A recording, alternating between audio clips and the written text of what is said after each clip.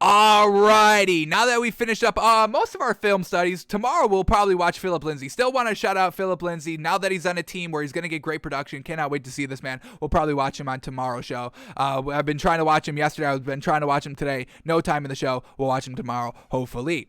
But now let's go to our official Week 12 picks here in the NFL.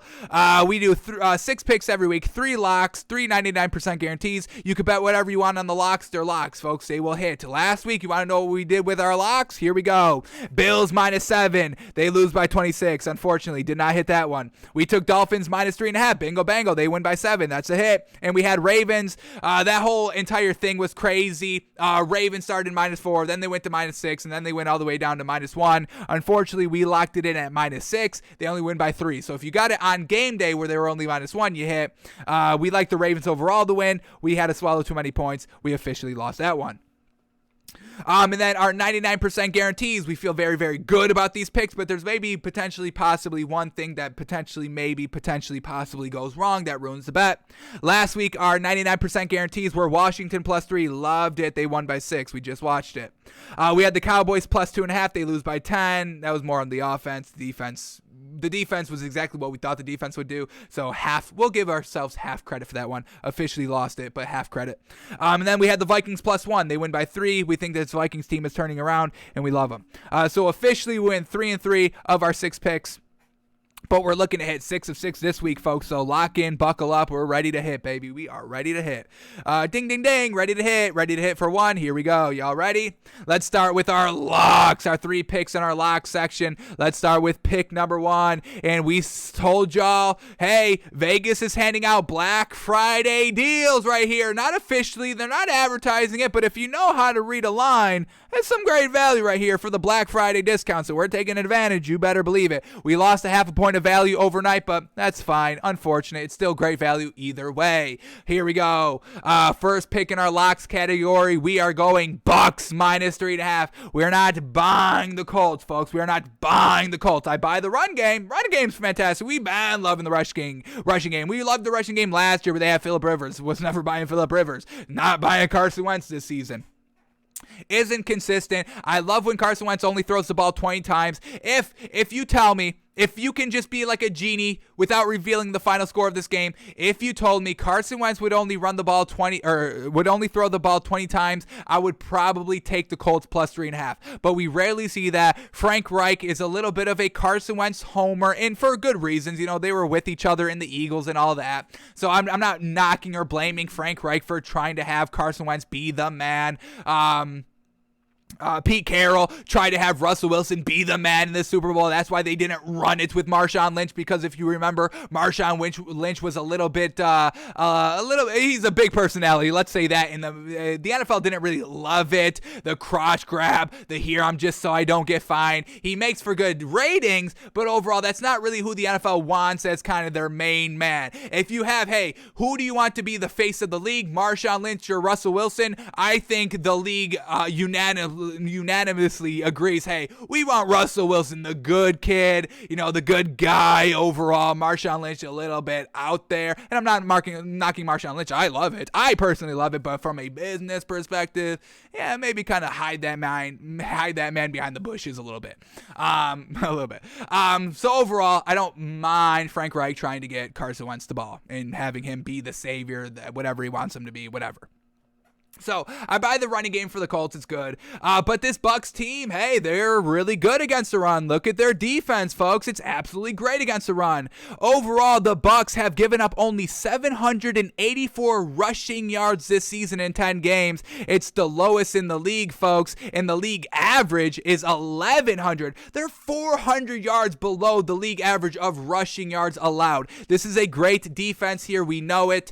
Colts at home, that's not like a big thing. We just saw them go toe-to-toe with the Jags at home. Maybe a little bit better on the road. They blew out the Bills on the road. So, not buying this Colts team overall. Tom Brady, hopefully cleaning up the picks. He had one pick last week, but that wasn't his fault, so hopefully he's cleaning up the interceptions. This Colts defense is good. I still think Tom Brady can pick them apart. I'm taking Tom Brady in this Bucks defense, not buying the Colts offense overall. I like the running game. That is it. I'm taking Bucks -3.5. Great value, great value. Alrighty, next pick in our 99% guarantees, we're going Eagles minus 3.5. Once again, I think it's great value here set by Vegas for a Black Friday deal. Eagles minus 3.5. We're going to believe that Freddie Kitchens is going to turn around this Giants team? Are you nuts? Are you out of your gourd, folks? No way. And that's really it. That is honestly it. We love the Eagles. We've been talking them up, folks. We love this Eagles team. Nick Sirianni, coach of the year. He's getting disrespected. Jalen Hurts is freaking getting better and better and better and better. The running game is so freaking gosh dang good here for the Eagles. And this is a real defense. This is a real defense. I'll call it top 10 and maybe even go as high as top 7. Do I dare declare this Eagles defense top 5, top 7 defenses in the league? I put Bucks top 7. Let's see. Can we do top 7? Bucks top 7 defense. Panthers top 7 defense. Dolphins top 7 defense. Patriots top 7 defense. Packers top 7 defense, maybe Rams, but yeah, I think we can make an argument for Eagles top 7 defense. I mean, we're at 7, and that was kind of putting, everybody without, breaking them down all in depth like that, just off the fly, off the dome like that. So yeah, I would say you can make the argument, and I am making the argument that this Eagles defense is top 7 defense in the league against an offense that is going to Freddie Kitchens that is not figured out yet, that they don't have an identity with. What are you, nuts? Of course I'm taking the Eagles minus 3.5. I don't care if it's a division game. The Eagles aren't even a team, so you can't even compare it to a division rivalry. Jason Garrett gone. This Giants defense or offense can't do anything. I'm not even believing in Daniel Jones anymore. We were believing in Daniel Jones all off season, even up until basically this entire year. But I'm done with Daniel Jones now. The man can't play. There's no offense here. Eagles defense crushes them, and Jalen Hurts will just do his thing, put up maybe a nice light, easy 30 piece, no problem. Giants won't be able to handle and hang with it. We love the Eagles minus 3.5. All right, and then our last pick in our locks, we are betting on the Texans, baby. Texans minus 2.5. We get Zach Wilson back for the Jets.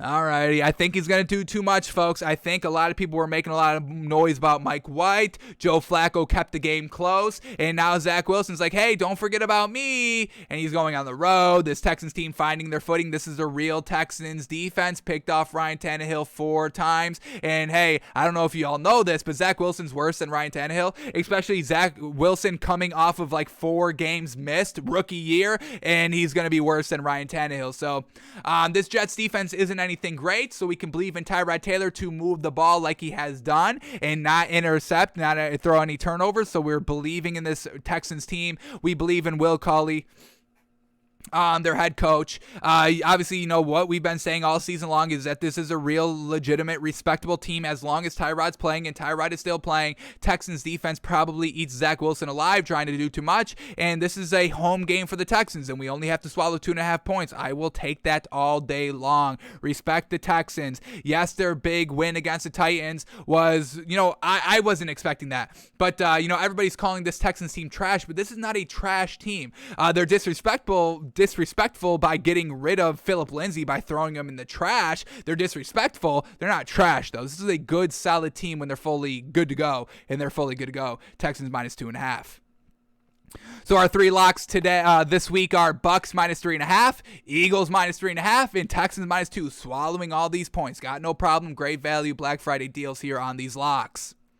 All right, now let's talk about these 3 99% guarantees. We are still loving these bets, folks. Loving these bets. Bet whatever you want on these. Still loving them, but potentially maybe foreseeing one potential maybe thing that goes wrong. Potentially maybe. We'll see. So here we go. First pick in our 99% guarantees. We're going Rams. Wow, and this one just changed. Y'all are on our side here. Y'all are taking the Packers plus a point right here. We just lost some value over the last 2 hours, unfortunately. We're going to take Rams minus 1.5. Now, we had it at -1. Now, minus 1.5. Get the value while you can. Get the value while you can. Always get the value while you can. If you take anything away from this show, folks, get the value while you can. That's it. That's it. Then the shows for the rest of the year, folks, will just be us for an hour and 40 minutes straight saying, take the value while you can. Take the value while you can. take the value while you can. So if you don't want to listen to that, don't tune into the show anymore, okay? Because that's all we're doing for the rest of our career. So we're going Rams -1.5 here. Packers, it's Aaron Rodgers. The defense is fantastic. We know all that. But Aaron Rodgers with this toe, little fractured toe, he's saying it hurts a lot. He's saying, hey, this is real bad pain. So that's going to affect his throwing. I mean, when you drive off your foot, I mean, you've got that little piggy toe or your big toe out there for kind of stabilization. You're driving off your toe a little bit right there, putting it all in. So I think the toe is going to be a little bit of a factor. This Rams team coming off of a bye. Hopefully they can get it going here. OBJ, this is kind of why we have it in our 99% guarantees, because we truly don't know if OBJ is ruining this team or not. It's going to come into a lot clearer focus this week against this Packers team. It's also going to be cold in Green Bay. They are in Green Bay. It's not going to be snowing, but it's going to be like 34 degrees. So cold with this toe, maybe locks up a little bit, affects this, his throwing a little bit. And this Rams defense is great. Obviously, you've got Aaron Donald chasing around a kind of hobbled Aaron Rodgers with that cold toe. And then you got Jalen Ramsey ready for the bad throw off of that cold toe for the interception. So I'm taking the Rams -1.5 here. Just really have to have them to win, and we'll see if OBJ is a true cancer to this team or not. It's not looking great in this first performance, but we'll give them the benefit of the doubt here to turn it around. We'll take the Rams -1.5. All right, then we are next picking our 99% guarantees. We are going to go Vikings +3. We're going to still be rocking with this Vikings team. I think they're turning a corner. I truly wish they would clean up those interceptions. I truly hope they don't have any turnovers here. That's the last thing that is truly keeping us from buying this Vikings team 100%. They've already figured out how to win close games, how to close out games. They did it against the Packers last week. They did it 2 weeks ago against whoever it was. They did it at fourth quarter, drained out the rest of the clock, won the game, no problem. So they're figuring out how to win games. Kirk Cousins is very, very good, above average, I would say. Dalvin Cook, once again, top 5 running backs in this league. Not top 3, but top 5.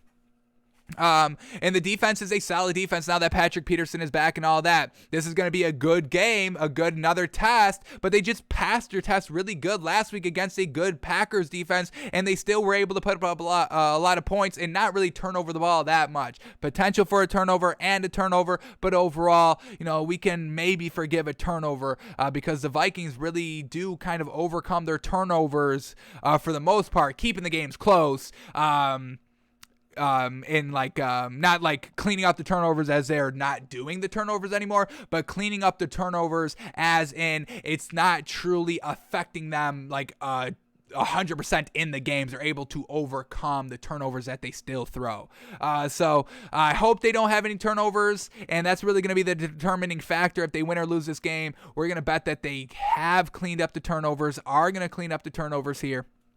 And they're just winning games now. That's all you need. That's step one. How do we win? And then building off of that, and the Vikings are doing that. This 49ers defense is good, but this Vikings defense just took advantage of a good Packers defense. I'm believing in this Vikings team.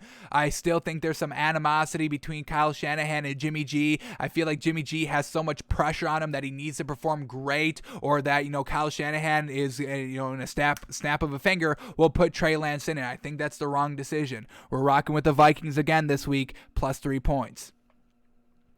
All right, and then our last pick in our 99% guarantees, we are going Chargers -2.5. I'm not buying this Broncos offense, folks, at all. There is no buyability in this Broncos offense. Let's see how many points they have put up in every single game this year. We've gave Teddy Bridgewater the benefit of the doubt after the benefit of the doubt after the benefit of the doubt. It has never paid off. He has never gotten better, and we've given him the benefit of the doubt for like 2 full years, folks. He's still dinking and dunking. This wide receiver core is way too good to be actively dinking and dunking. Cortland Sutton, Jerry Jeudy, geez Louise. It's too good, but their offense is not as good as it is on paper.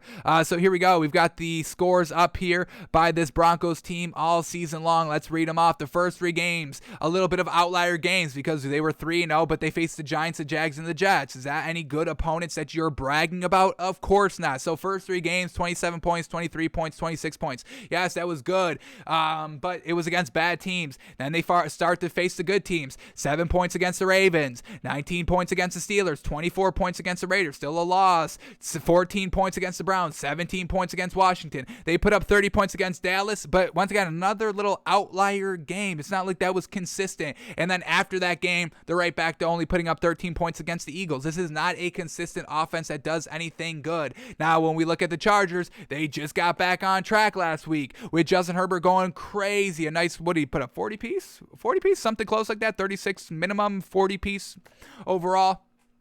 So I get this Chargers team that is just kind of getting back on track here. Brandon Staley, being a good, solid head coach out here. Why it's in the 99% guarantees, it's because it's in Mile High. I think Justin Herbert will be fine, but we'll see. Usually, at the end of the season, Mile High isn't that kind of difference maker that it is in the beginning, first half of the season. So we're going to take the Chargers here. Austin Eckler is coming into great here. They're truly utilizing Austin Eckler to his maximum potential in the running game and receiving game. A great kind of gadget dual threat running back. So I'm just not buying this Broncos team offensively, really defensively either. This Chargers team, they're so much better, and we get it right under that 3-point hook for a 3-point field goal win. We'll swallow the 2.5 here, taking the Chargers.